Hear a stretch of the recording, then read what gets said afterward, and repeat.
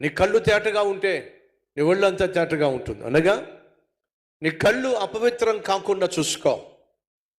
నువ్వు ఏమైతే చూస్తావో దాని గురించి నువ్వు ఆలోచిస్తావు.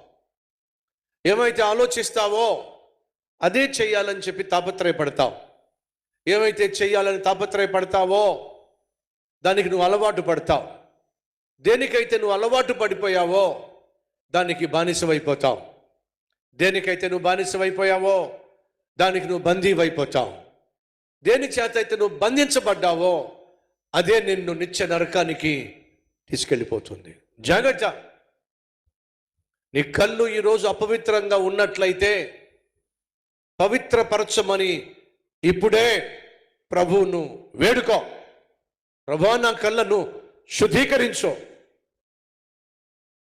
నీ శరీరం పవిత్రంగా ఉండాలి అని అంటే ఈరోజు ఒక ఖచ్చితమైన తీర్మానం తీసుకో.